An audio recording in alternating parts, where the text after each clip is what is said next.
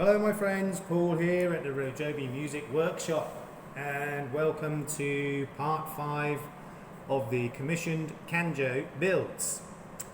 Okay, so in the last video, you may remember I cut the fret slots in the neck for the cake tin Canjo, and I already have the neck mostly prepared for the Dutch cocoa tin Canjo, but as I said in the previous video, I'm going to show you on this neck how I got to this stage with the fret slots cut and the neck shaped and profiled and sanded and all like nice and pretty and smooth.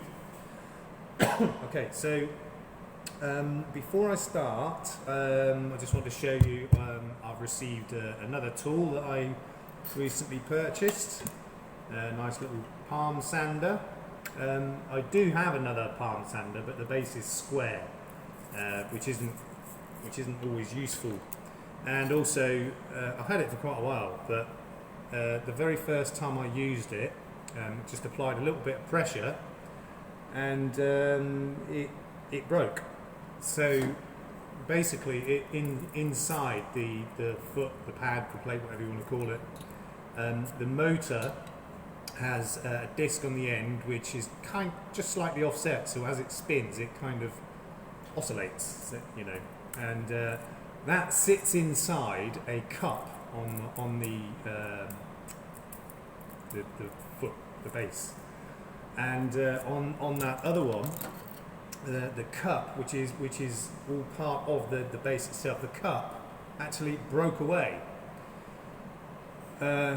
Literally the first time I used it, and so I took it apart and I saw what the problem was. The cup had broken away from the base, and I tried to fix it 2 or 3 times actually, super glue and araldite and things like that, but it didn't work. I mean, the problem is they spin so fast that, you know, the fix would have to be pretty good, and it's just not possible to get it fixed good enough. And also the other problem is, you know, you're using glue or araldite, or you melt the edges together. You end up offsetting the weight of it, so as it spins and oscillates, you know, it's putting more pressure on it. It's like driving a car with unbalanced wheels. You know, when you drive fast, they kind of vibrate, and then you get, you know, problems with handling and you know, bald spots and everything. And it's the same thing with this. You know, if it's offset, it doesn't. When it spins, you know, it's like one side, it really bangs against the side. So I was unable to fix that. So I bought this new one. I haven't actually tried it yet. It's got its own, you know, dust collector. It does seem to be overall quite a lot better quality than the other one. I mean, the other one I bought was dirt cheap. It's probably, you know, under 15 quid. This one, not much more, to be honest. Probably the equivalent of about 18 to 20 pounds, something like that. But I wouldn't have thought you'd need to spend much more than that on these things. I'm hoping, as I said, this will be better. Okay, so the neck blank is, you know, it's still very rough cut and square. I've got the fret slots cut in it, and the job I'm going to start with today is first of all to narrow it down a bit. I mean, the current width of this is 31 millimeters. Now I want to take it down to about 25 mil, which is about an inch, which is quite a bit bigger than this one. This one I think is, let me just measure quickly, I think it's about 20 mil across. No, it's not even that. Oh god.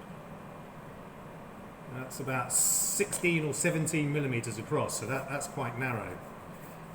So this one I want to get to about 25 mil, as I said, is about an inch.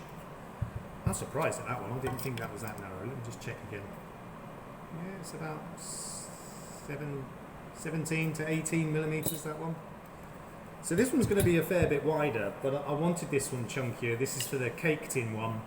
Just wanted it a bit more chunky. So it's kind of square at the moment. Now I've already marked down both sides with pencil line all the way down, and also on the back side. So I've measured. So it's 31 mil. I want to take it down to 25 mil. So that's approximately 3 millimeters each side that I'm going to be taking off. And for speed, because that could take a while, I'm going to be using my electric plane. Now I've already set it up. I did that the other day actually, just on actually to do the back side of this. I started it, you know, because you adjust the depth of the cut with this knob here, and it adjusts the foot. So I started it with, you know, 0 cut, and then just tweaked it in a little bit at a time, and now it's probably cutting at about 0.5 millimeter depth. So if I'm taking off 3 millimeters each side, at 0.5 millimeter cuts, I'll probably need to do about 6 passes on each side to get it down to where I want. It is best to sneak up on it, just do a little bit at a time. If you try to take off too much, you know, you could either, you know, take out a big chunk of wood, or you go too deep. It's also quite dangerous to try and cut too much at once with these power tools. So I'm going to sneak up on it. So first thing I need to do is set this up in my workbench. Let's just move you in a place where you can see. How's that? So. Right, 1 second. Let me just set up the camera a bit better. Yeah, something like that. Okay. So, first, I'll set this in the workbench. Workmate, call it what you like. I mean, these things, Black & Decker Workmate, they've been around for decades, probably since at least the 70s. And you know, they're great little things. I use this quite a lot. Okay, so plug in my planer. Now,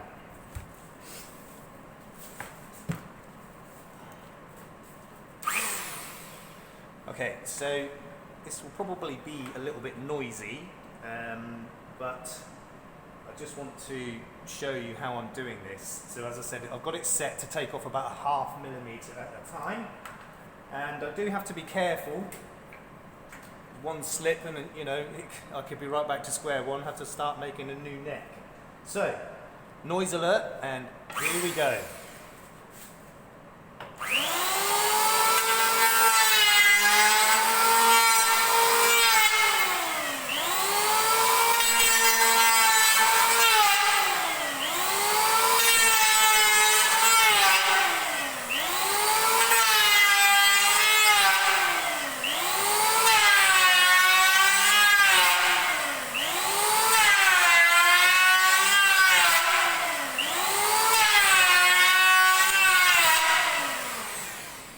That's probably pretty noisy for you. So I'm going to pause the video here, and I'm going to carry on with this. That's started to go quite well, and I'll bring you back in a second for you. Okay, that took a lot less time than I thought. It was like 2 or 3 minutes, and even though I had that planer set at a very shallow cut, it cut a lot faster than I was expecting, and I almost messed it up.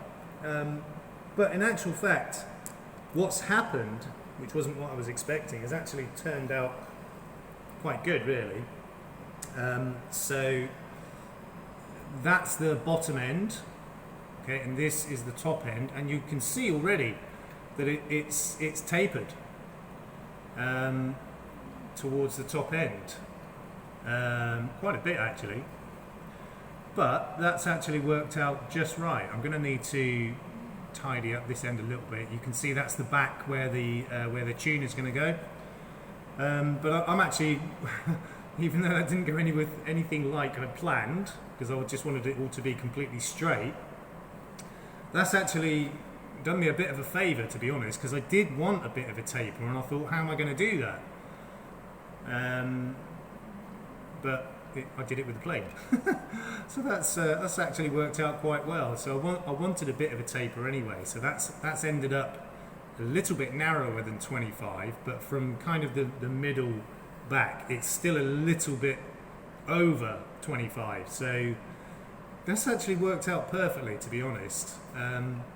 So, you know, when I come to shaping and profiling the neck, obviously, you know, I'm going to take a bit more off the sides anyway. But yeah, I'm quite pleased with how that's turned out, actually. I might do a little bit down each side, because I don't know if you can see, there's still a little bit of a pencil line.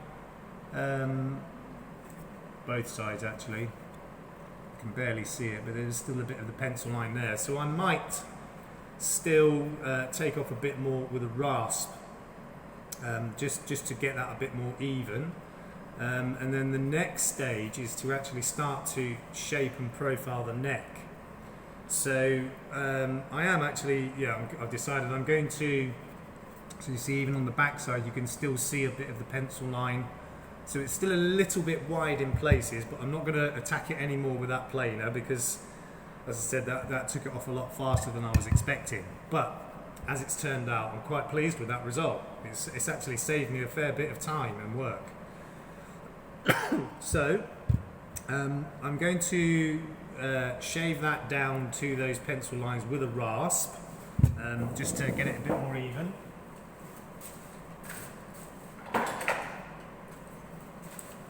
So I've got a couple of rasps here. They're not expensive ones, but they kind of all pretty much do the same job. So I've got one here which is flat on both sides, and another one which is a half round, so it's flat on one side and curved on the other side. These are quite good for the shaping. So I'm literally just going to put it back in the workbench, take the rasp to it, and just, you know, level it off, get down to those pencil lines before I go to the next stage of actually starting to shape and profile the neck. So I'll be using, I'll probably use the flat rasp to get the bulk of it off, and then when I get very close to the line, I'll switch to the half round just to make sure, you know, get it a bit more finely detailed. I'm not going to film that, it's not very exciting. When I've finished that, I'll bring you back to show you how I start to shape the back of the neck into a kind of a semicircle, really. I mean, there are different neck profile shapes. You know, many people prefer what they call the C shape, some prefer what they call the D shape, and you know, there are variations on those as well. I'm not going for anything scientific on this, just what looks and feels right. So it's going to be all by eye and by hand. I'm not going to use any, you know, gauges or anything like that. I'll just do what looks and feels right. Okay, so I'm going to do a bit of rasping off camera now. When I've finished that stage, I'll bring you back and show you the next stage. Okay, so off camera I've just done a little bit of rasping and filing just to get that down to the lines where I wanted it. So now for the next stage. So you can see that I've put the neck into my workbench on an angle, so we've got one of the back corners sticking up. So I need to start to take off those corners. It's what we call faceting. So you kind of shave off that corner so that it goes flat, and then of course that flat will have a corner on each edge. So then you take off each of those corners, and so you end up with like multi-flat levels, and that's called faceting. So the way I'm going to do that is to use this spoke shave.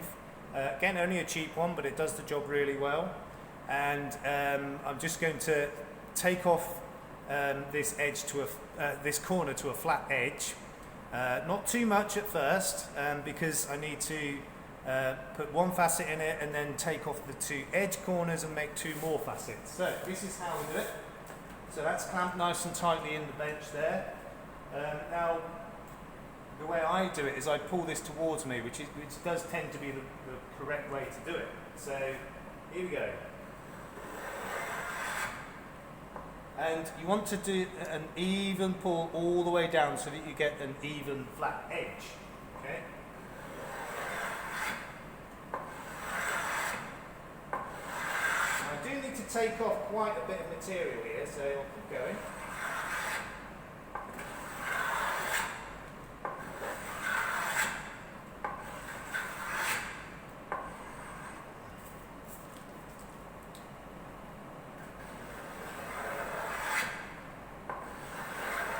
This is only a cheap tool, but it seems to work really well. No point buying expensive tools if you don't have to, although most of the time you do need to.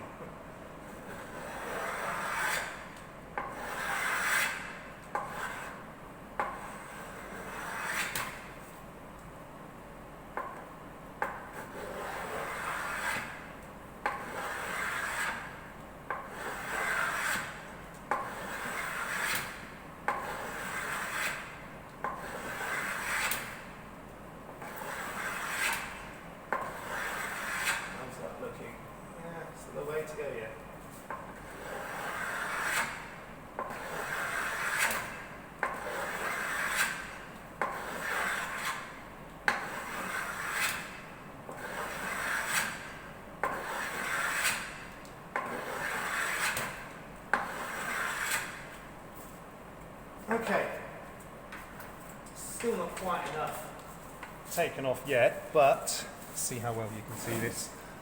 So we've now got a flat edge or a facet along there, and you can see it's taken off a fair bit of angle. That's the other end. So if you look at it from this end, you can see it's starting to get quite close to, where am I? To this side edge. So I'm going to turn it in the workbench and I'm going to start to take off this corner and facet that. I don't want to take too much off here just yet. So I'm going to take a bit off that corner and flatten that side. Then I'm going to start to do the same on the other side. And we'll see where we're at when we've got a facet here, a facet here, a facet here, and a facet here. Okay, so again, I'll pause, do a little bit of that work off camera and bring you back in a second. Okay, so I've literally only spent 5 or 6 minutes on this, and what you can see now is that we're already starting to get a bit of a curve on there, and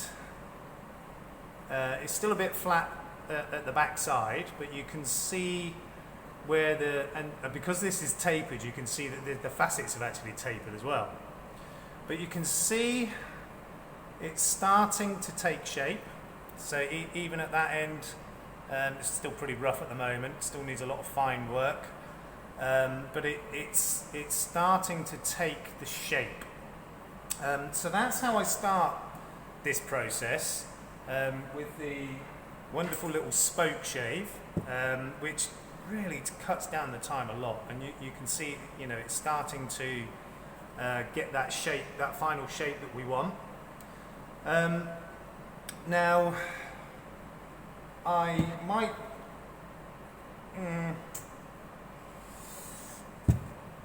I don't think I'm going to continue with this now. I'm going to do the rest with a rasp, or start to continue the rest of it with the rasp. And I do quite like using the rasp because, you know, you can grade it and sort of, you know, start to blend it all in a lot easier than with this. This just gives you the basic shape, but to really start to, you know, to get that curve and to get it to blend in, it's the rasping. So it's actually easier to do it not in the bench to do it by hand. So really all I do is just kind of brace it against my leg and take the rasp and just start to take off the edges. And you know, I just continue to rasp at the edges and kind of turn it around as I'm doing it until, you know, I start to get to the shape that I like. This is, you know, not an exciting part of the process, but that's really all I'm doing is just with the rasp, I'm just going up and down the length, around the corners and turning it around, and you know, with the rasp you really can start to make the shape.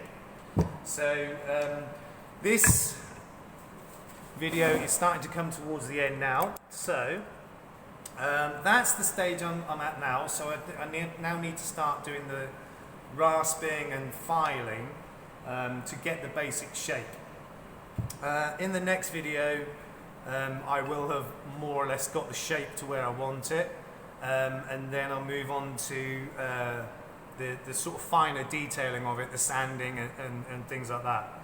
I do like to get you know, the sanding 90% done, 95% done before doing the rest of the work.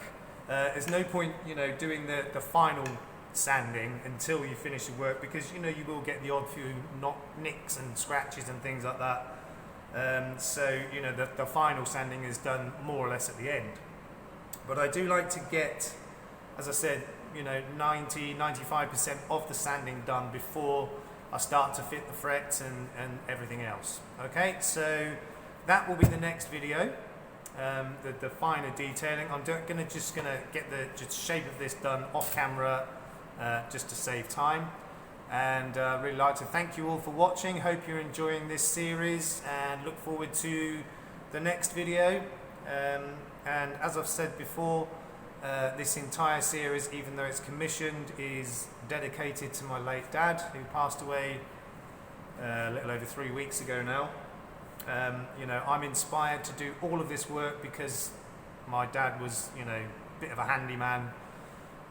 When he was younger, he used to do a lot of work with wood, and it inspired me. So this is all dedicated to my dad, and you know, this is the reason I do it. So I love you, Dad. Miss you with all my heart, and we will see all of you in the next video. Peace out.